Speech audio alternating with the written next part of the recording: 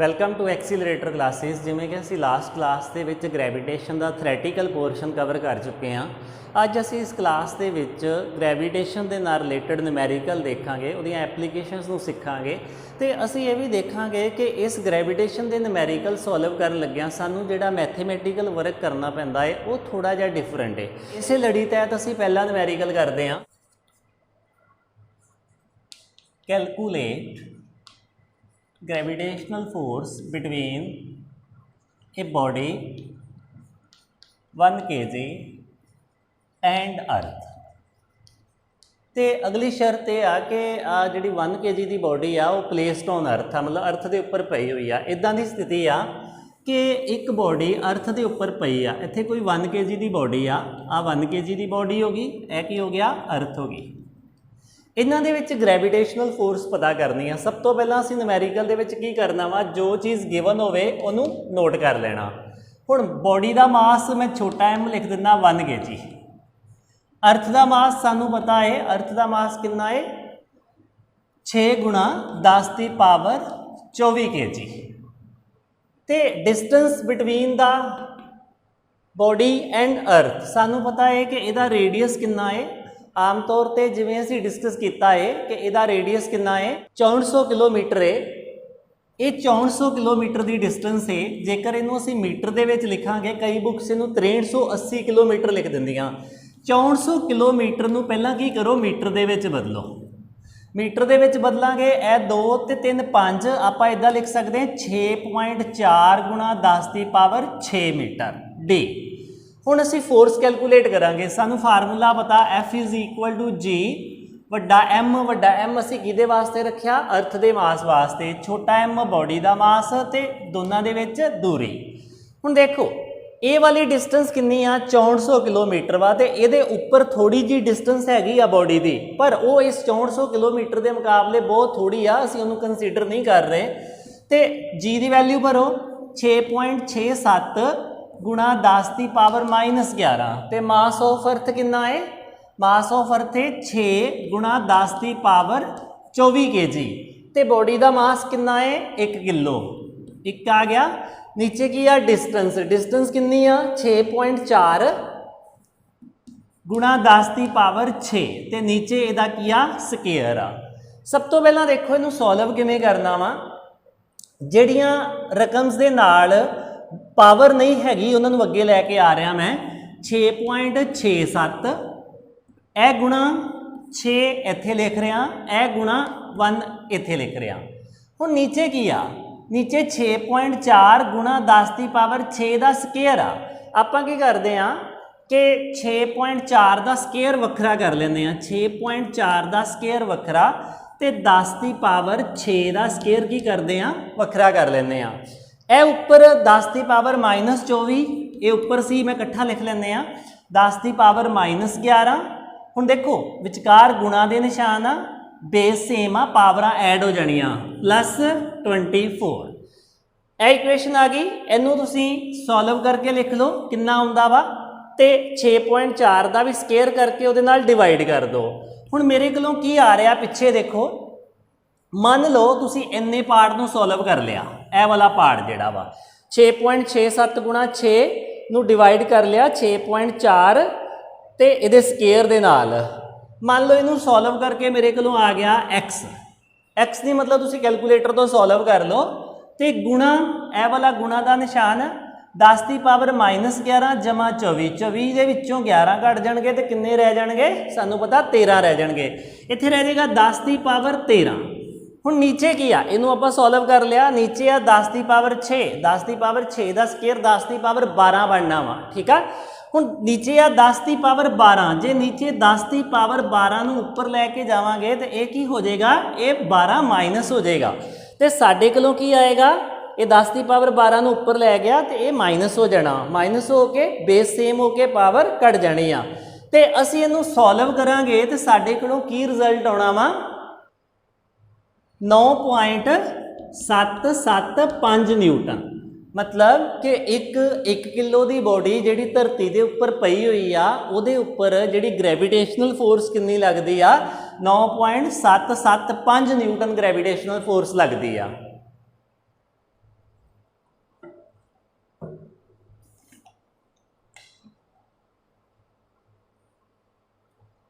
ਹੁਣ ਅਸੀਂ next numerical ਦੇਖਦੇ ਹਾਂ। ਨੈਕਸਟ ਨੂਮੈਰੀਕਲ 'ਚ ਕੀ ਆ ਕਿ ਕੈਲਕੂਲੇਟ ਦਾ ਗ੍ਰੈਵੀਟੇਸ਼ਨਲ ਫੋਰਸ ਬਿਟਵੀਨ 60 kg ਵੇਟ ਦੀ ਇੱਕ ਵੋਮੈਨ ਆ ਤੇ ਇੱਕ 25 ਕਿਲੋ ਦਾ ਉਹਦਾ ਬੱਚਾ ਵਾ। ਉਹ ਦੋਨੋਂ ਇੱਕ ਦੂਜੇ ਤੋਂ ਦੂਰ ਕਿੰਨੀ ਖੜੇ ਆ 2 ਸੈਂਟੀਮੀਟਰ। ਮਤਲਬ ਕਿ ਇੱਕ ਇੱਥੇ ਕੋਈ ਵੋਮੈਨ ਆ ਤੇ ਇੱਥੇ ਉਹਦਾ ਕੋਈ ਬੱਚਾ ਵਾ ਤੇ ਦੋਨਾਂ ਦੇ ਵਿੱਚ ਦੂਰੀ ਕਿੰਨੀ ਆ? ਦੋਨਾਂ ਦੇ ਵਿੱਚ ਦੂਰੀ ਆ 2 ਮੀਟਰ। 2 ਮੀਟਰ ਦੀ ਦੂਰੀ ਆ, ਇੱਥੇ 2 ਮੀਟਰ। ਇਹਦਾ weight ਕਿੰਨਾ ਵਾ 60, ਇਹਦਾ ਕਿੰਨਾ 25। ਸਾਨੂੰ ਪੁੱਛਿਆ ਗਿਆ ਇਹਨਾਂ ਦੇ ਵਿੱਚ ਕਿੰਨੀ ਗ੍ਰੈਵੀਟੇਸ਼ਨਲ ਫੋਰਸ ਲੱਗੇਗੀ। ਅਸੀਂ ਪੜਾਂਗੇ ਪਹਿਲਾਂ, ਅਸੀਂ ਲਿਖ ਲਾਂਗੇ ਮਾਸ ਆਫ ਵੋਮੈਨ W ਲਿਖ ਲੈਂਦੇ ਇੱਥੇ 60 kg, mass of child 25 kg, ਦੂਰੀ ਕਿੰਨੀ ਆ 2 ਮੀਟਰ ਆ। ਤੇ ਹੁਣ ਅਸੀਂ ਕੀ ਕਰਾਂਗੇ ਗ੍ਰੈਵੀਟੇਸ਼ਨਲ ਫੋਰਸ ਪਤਾ ਕਰਾਂਗੇ। ਗ੍ਰੈਵੀਟੇਸ਼ਨਲ ਫੋਰਸ ਦਾ ਫਾਰਮੂਲਾ ਕੀ ਆ MW ਲਿਖਾਂਗੇ ਇੱਥੇ, MC ਲਿਖ ਲਾਂਗੇ ਤੇ distance d square. F is equal to 6.67 ਗੁਣਾ 10 ਦੀ ਪਾਵਰ -11। ਮਾਸ ਆਫ ਵੋਮੈਨ ਕਿੰਨਾ 60 kg, mass of child 25 kg, distance कितनी आ 2 आ, 2 का स्केयर करांगे तो 4 आ जाएगा। हुण आपां इहनूं सॉल्व करते हैं। आपां जिहड़ियां टर्म्स दे नाल 10 लगा होया वा मतलब 10 की पावर लगी हुई आ उहनूं पिछे लिख लैंदे आ, बाकी अगे लिख लैंदे 6.67 गुणा 60 गुणा 25 बटा 4 ते यह जिहड़ा गुणा 10 की पावर -11 वा इहनूं मैं पिछे लिख लैना। ਹੁਣ ਇਹ ਜਿਹੜਾ 4 ਆ ਇਹ ਕੱਟਿਆ ਜਾ ਰਿਹਾ ਵਾ 15 ਆਏਗਾ ਕਿਉਂਕਿ 60 ਨੂੰ 4 ਨਾਲ ਡਿਵਾਈਡ ਕਰਾਂਗੇ ਤੇ 15 ਆ ਜਾਏਗਾ। ਤੇ ਬਾਕੀ ਕੈਲਕੂਲੇਸ਼ਨ ਨੂੰ ਅਸੀਂ ਸੋਲਵ ਕਰ ਲੈਂਦੇ ਆ, ਕੈਲਕੂਲੇਟਰ ਨਾਲ ਕਰ ਲੈਂਦੇ ਆ। ਅਸੀਂ ਬਾਕੀ ਕੈਲਕੂਲੇਸ਼ਨ ਦੇਖਦੇ ਆ ਕਿੰਨਾ ਜਵਾਬ ਆਉਂਦਾ। ਪਹਿਲਾਂ ਅਸੀਂ ਕੀ ਕਰਦੇ ਆ 6.67 ਨੂੰ 25 ਨਾਲ 15 ਨਾਲ ਗੁਣਾ ਕਰ ਲੈਂਦੇ ਆ ਤੇ ਫਿਰ ਅਸੀਂ ਕੀ ਕਰਦੇ ਆ 25 ਨਾਲ ਗੁਣਾ ਕਰ ਲੈਂਦੇ ਆ। ਇਹ ਆ ਰਿਹਾ ਮੇਰੇ ਕੋਲੋਂ ਇਹਨਾਂ ਤਿੰਨਾਂ ਚੀਜ਼ਾਂ ਨੂੰ ਗੁਣਾ ਕਰਕੇ 2501.25 गुणा अगे की लगा होया 10 की पावर -11। हुण इन्नी फोर्स लग रही आ एक बॉडी जिहड़ी आ वोमैन आ ते एक उहदे बच्चे दे विच जिहड़े 2 मीटर एक दूजे तो दूर खड़े आ।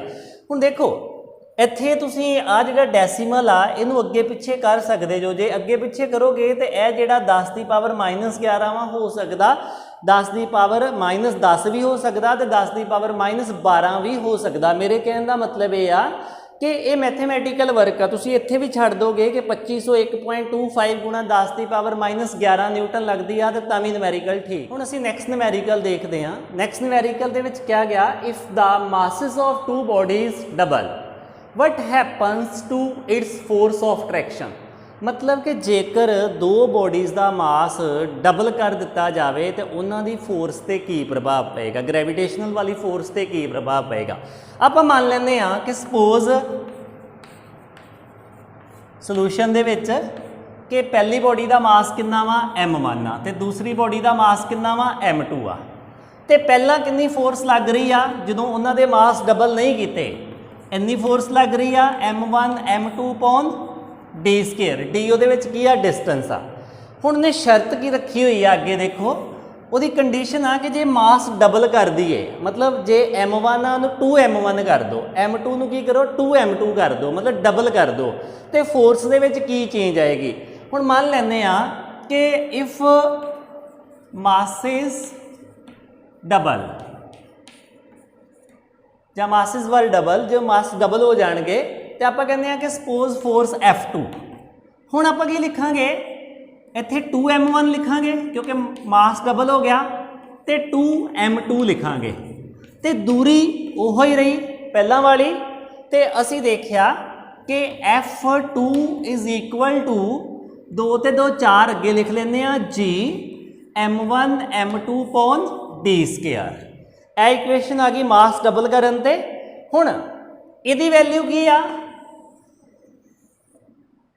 G M1 M2 upon D square. ਇੱਧਰ ਦੇਖੋ G M1 M2 upon D square ਕੀ ਆ ਪਹਿਲਾਂ ਵਾਲੀ ਫੋਰਸ ਵਾ। ਅਸੀਂ ਇੱਦਾਂ ਲਿਖ ਲੈਂਦੇ ਆ F2 is equal to 4F1। मतलब ਕੀ ਹੋ ਗਿਆ ਕਿ ਜੇਕਰ ਮਾਸ ਡਬਲ ਕਰੋਗੇ ਤੇ ਫੋਰਸ ਜਿਹੜੀ ਆ ਨਵੀਂ ਫੋਰਸ ਜਿਹੜੀ ਆ ਪਹਿਲੀ ਫੋਰਸ ਦੇ 4 ਗੁਣਾ ਜ਼ਿਆਦਾ ਹੋ ਜਾਏਗੀ। सो इस न्यूमेरिकल दे विच ये समझाया गया वा कि जेकर बॉडी का मास डबल करोगे तो फोर्स किन्ने गुणा वध जानी आ 4 गुणा वध जानी आ। तुसी एक नूमेरिकल इहदा अपने कोलों करो, उहदे विच की करो, if the masses of body triple 3 गुणा कर लो। पहला इदां ही लिखोगे कि मास मान लो M1 M2 आ, तो आप फोर्स आ गई साडे कोलों, ग्रेविटेशनल फोर्स की आ गई, ए वाली आ गई। हुण की लिखोगे कि अकॉर्डिंग टू क्वेश्चन, इत्थे लिख लो अकॉर्डिंग टू क्वेश्चन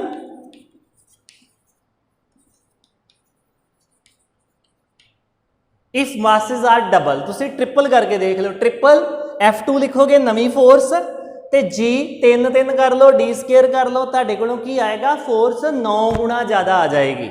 सो इस तरह के नूमेरिकल तुसी अपने कोलों भी करो। हुण असीं नैक्सट नूमेरिकल देखते हैं। हुण साडे कोलों नूमेरिकल आ कि a stone is released from tower of height 98 metre, कि एक पत्थर नूं एक टावर जिहड़ा कि 98 मीटर उच्चा वा उहदे तो रिलीज़ किया गया वा। रिलीज़ मतलब इदां ही छड्ड दिता गया वा, फ्री फॉल आ। तो सानू की पूछा गया calculate the velocity after 3 second. मान लो इत्थे की आ एक टावर आ, ते इस टावर की हाइट कितनी आ 98 मीटर वा, तो इत्थे एक स्टोन सुट्टिया गया वा इत्थों, ये हुण नीचे आएगा, तो पूछा गया वा कि जदों टाइम 3 सैकेंड बीत गए आ तो उदों इहदी की आ वेलोसिटी की आ, इहदी स्पीड कितनी आ। हुण देखो ये स्थिति आपां सॉल्व करनी आ, इहदे च आपां की कवांगे स्टार्टिंग वाली वेलोसिटी उहदी की आ 0 वा, u इज़ इक्वल टू 0, क्योंकि उन्हें क्या वा रिलीज़ किया वा। रिलीज़ करने का मतलब आ कि मैं इदां चौक नूं फड़िया तो छड्डदा, अपने आप ही थल्ले आ रहा वा, फ्री फॉल आ। तो हाइट कितनी दिती हुई आ 98 मीटर दिती हुई आ, तो टाइम कितना दिता आ 3 सैकेंड।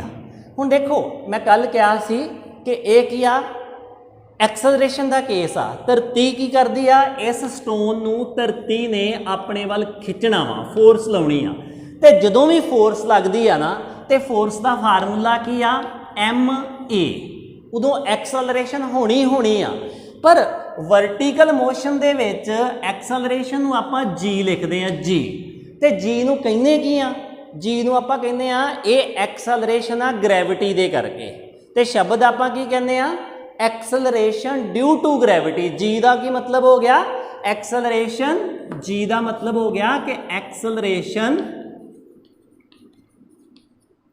ड्यू टू ग्रैविटी, मतलब ग्रैविटी दे करके जिहड़ी एक्सलरेशन आ वो G हुंदी आ, ए दी जगह ते G लिख देना। हुण आपां वेख लिया कि G कितना वा 9.8 मीटर पर सैकेंड स्केयर। असीं कल कढ़िया सी एक्सपैरीमेंट कीता सी कि एक्सलरेशन जिहड़ी आ वो भावें कोई भारी बॉडी होवे भावें कोई हौली बॉडी होवे, वो की हुंदी आ सेम हुंदी आ 9.8 मीटर पर सैकेंड स्केयर। हुण कड्ढण लई की कहा गया वा वेलोसिटी कड्ढण लई कहा गया 3 सकिंटां बाद। हुण साडे कोलों वो 3 फार्मूले ने, पहला किहड़ा वा v is equal to u plus gt। पहला साडे कोलों की सी 80 सी, पर हुण वर्टिकल मोशन च a दी जगह ते g लिखना वा। दूसरा v square minus u square 2gs, s लिख लो चाहे h लिख लो, इत्थे आपां इत्थे हाइट की गल हुंदी आ, s की जगह ते आपां h लिख लेने आ, क्योंकि पुरानी इक्वेशन दे विच की हुंदा सी डिस्टेंस की गल हुंदी सी, पर जदों वर्टिकल मोशन होएगा ना ऊपर नीचे वाला तो फिर हाइट की गल होएगी। हुण तीजा फार्मूला की सी s is equal to ut, आपां लिख दिंदे आ h is equal to ut plus half gt square. इस तरह लिख लिया। इहदे च एक गल का ध्यान होर रखो, जदों बॉडी उपरों नीचे आ रही है ना उदों G पॉजिटिव लैनी आ, मतलब जदों बॉडी धरती वाल आ रही आ, तो जदों बॉडी धरती तो उपर नूं जा रही है ना उदों G नैगेटिव लैनी आ, तुसीं ओपोजिट लैना वा। हुण इहदे चों किहड़ा फार्मूला फिट पैंदा, सानूं पता है कि पहला फार्मूला ही फिट पैंदा। क्यों फिट पैंदा है? क्योंकि पहले फार्मूले तो असीं भी आसानी नाल कढ सकदे हां। असीं लिखांगे we know v is equal to u plus gt। v पता करना वा, u 0 वा, g किन्नी आ 9.8 वा, टाइम किन्ना वा 3 वा। हुण आपां 9.8 नूं 3 नाल गुणा करदे आ ते साडे कोलों जवाब आउंदा है 29.6। 29.6 की वेलोसिटी आ मीटर पर सैकेंड, मतलब 3 सेकंडा बाद यदि वेलोसिटी की हो जानी आ 29.6 मीटर पर सैकेंड यदि वेलोसिटी हो जानी आ। हुण असीं नैक्सट न्यूमेरिकल देखते हैं। ये न्यूमेरिकल दे विच की आ कि एक छत तो एक स्टोन सुट्टिया गया वा ते पुछया गया वा how long does it take to fall 4.9 metre. पहली गल दे विच ये पुछया गया वा कि मान लो एक छत वा ते इथों स्टोन सुट्टिया गया वा नीचे, कहंदा वा कि जे इस छत की हाइट 4.9 मीटर आ तो ये किन्ने समय दे विच इथों थल्ले डिग पेगा, किन्ने समय डिग पेगा। आपां पहला पार्ट सॉल्व करते हैं, how long does it take to fall 4.9 metre. पहला पार्ट सब तो पहला न्यूमेरिकल च की करना वा, जो गिवन दिता वा, गिवन सानू की आ इनिशियल वेलोसिटी 0 वा। हुण देखो इनिशियल वेलोसिटी 0 का ही अंदाजा किवें लाउणा वा। इस न्यूमेरिकल दे विच ये फ्री फॉल की गल करदा पिया वा कि जस्ट इदां स्टोन छड्डिया वा, इदां नहीं छड्डिया। सो जू 0 मीटर पर सैकेंड। 2 नंबर ते सानू की आ हाइट दिती हुई आ h 4.9 मीटर। फाइनल वेलोसिटी सानू नहीं पता, 4.9 मीटर बाद सानू टाइम कड्ढण लई कहा गया टाइम। एक्सलरेशन का सानू पता वा कि इस तरीके नाल जिहड़ा वर्टिकल मोशन हुंदा उहदे च एक्सलरेशन कितनी हुंदी है 9.8 मीटर पर सैकेंड स्केयर। हुण साडे कोलों आ चीज़ां गिवन आ, 1 2 ते 3 गिवन आ, एक अननोन आ ते साडे कोलों 3 फार्मूले आ। असीं इत्थे लिख लैंदे आ फार्मूले किहड़े आ, v = u + gt। दूसरा v² - u² = 2g h लिख लो या s लिख लो क्योंकि हाइट आ, हाइट का केस आ। ते तीसरा s = ut + half gt², s ते h। ये साडे कोलों फार्मूले आ गए। ये विचों सब तो जिहड़ा फिट फार्मूला है वो किहड़ा बनता है, वो फार्मूला बनता है पहले वाला देखो बनता है टाइम कढ़ना है। पहले दे विच सानू v चाहिदी आ, पहला फार्मूला फिट नहीं बैठेगा, यह वाला फार्मूला फिट बैठेगा। तीसरा वी नो, पहले वाला क्यों नहीं फिट बैठेगा, देखो पहली गल तो असीं टाइम कढ़ना वा ते टाइम 2 इक्वेशनां च आ रहा, एक पहली च आ रहा एक तीजी च आ रहा। पहले दे विच टाइम कढ़न वास्ते फाइनल वेलोसिटी का पता होना जरूरी आ, पर फाइनल वेलोसिटी सानू गिवन ही नहीं हैगी, ये फार्मूला लगना ही नहीं क्योंकि इक्को इक्वेशन दे विच 2 चीज़ां अननोन होण, मतलब v भी नहीं पता ते t भी नहीं पता, यह चीज़ होगी। हुण यह वाला फार्मूला लगावांगे h = ut + हाफ gt²। ते h 4.9 ते h 4.9 मीटर, जू 0 आ, 0 नू t ना गुणा करांगे 0 1/2, g कितना वा 9.8 आ। टाइम असी पता करना वा, इनू मैथमेटिकली सॉल्व करो। आ 4.9 ते आ 2 इधर गुणा होएगा, 4.9 नू 2 ना गुणा करांगे तो 9.8, यह भी 9.8, 8 जिहड़ा नीचे आएगा इधर t² रह जाएगा, यह स्केयर हटाना तो इधर इस तरीके नाल आएगा तो साडे कोलों टाइम आएगा 1 सेकेंड के 1 सेकेंड के बाद ये 4.9 मीटर डिस्टेंस कवर कर लेगा। इन देख लो, आप सैकेंड पार्ट करते हैं। सैकेंड पार्ट दे विच की पूछा, how fast does it move at the end of that fall, कि यदि इन्हें जदों नीचे आन के डिगना वा तो यदि फाइनल वेलोसिटी कितनी हुंदी आ। सैकेंड पार्ट सानू ये पूछा गया, हुण असीं सैकेंड पार्ट करते हैं।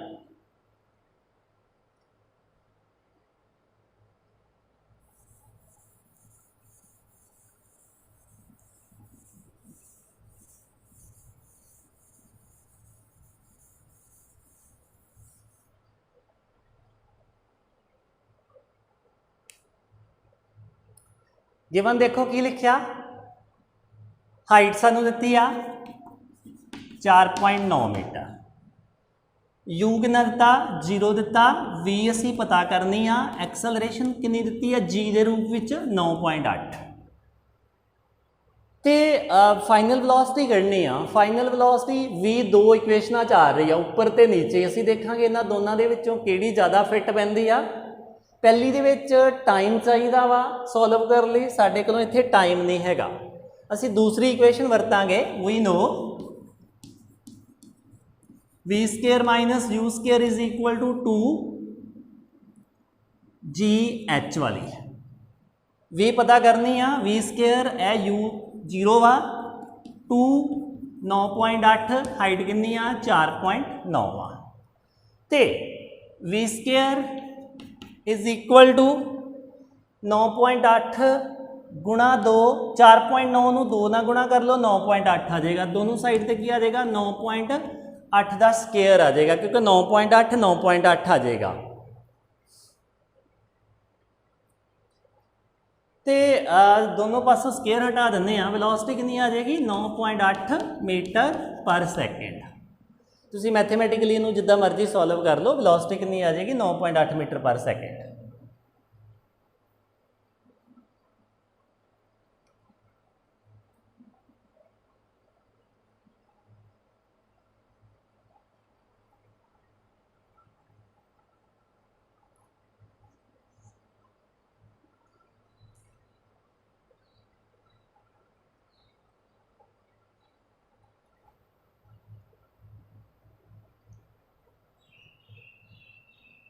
इसे दे विच असीं हाइट हुण कितनी कर दिंदे आ 7.9 कर दिंदे आ। जिथे हाइट उत्थे 7.9 कर दो। इत्थे कैलकुलेशन च थोड़ा जिहा फर्क पेगा। हुण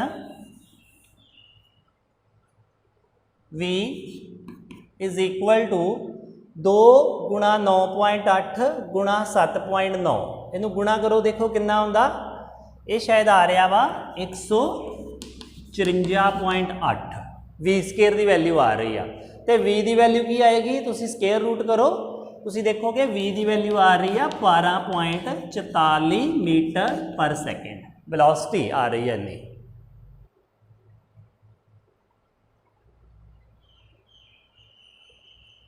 फोर्थ था what is it's acceleration after 1 second and 2 second. जो फोर्थ है ना कि 1 सेकेंड बाद 2 सेकेंड बाद यदि एक्सलरेशन कितनी होएगी, तो हर 1 सेकेंड के बाद यदि एक्सलरेशन 9.8 मीटर पर सैकेंड स्केयर ही रहेगी, कॉन्सटेंट रहेगी, क्योंकि ये वर्टिकल आ, फ्री फॉल आ, यदि एक्सलरेशन कोई बदलाव नहीं होना। यदि पर सैकेंड एक्सलरेशन की आ 9.8 मीटर पर सैकेंड स्केयर ही रहनी है। सो यदि एक्सलरेशन 9.8 मीटर पर सैकेंड स्केयर ही रहेगी। हुण साडा नैक्सट नूमेरिकल आ कि एक आदमी आ जिहदा भार कितना वा 70 किलो वा। What is the mass of man on moon. Mass कितना होएगा, मतलब सानू की दिता, देखो सलूशन मास कितना दिता वा 70 kg। पहले क्वेश्चन दे विच ये पूछा गया वा कि इस बंदे दा मून दे उपर कितना भार होएगा, कितना मास होएगा। इत्थे एक गल याद रखो, बॉडी का मास नहीं चेंज होता, मास सेम रहेगा। फर्क कित्थे पैना वा, वेट दे विच पैना वा। सो मास ऑफ मून की जवाब आएगा, मास ही है ना, एम आ, ये 70 kg रहेगा, पहले का जवाब। दूजा पूछा ने also find the weight of man on earth and moon. हुण देखो इत्थे आपां मून दे उत्ते वेट पता कर लैंदे आ, वेट ऑफ ऑन, इत्थे भी ऑन ही आएगा, weight on moon. Weight moon के उपर डबलयू के पैर एम पा देना। फार्मूला की है वेट का, mass into gravity. Gravity on moon, weight on moon, mass कितना 70, ग्रैविटी की वैल्यू कितनी आ, जिन्नी धरती ते आ उहदे तो 6 गुणा घट आ। तो असीं इहनूं सॉल्व कर 114.1 न्यूटन। तो एक चीज़ पूछी आ, वेट ऑन अर्थ,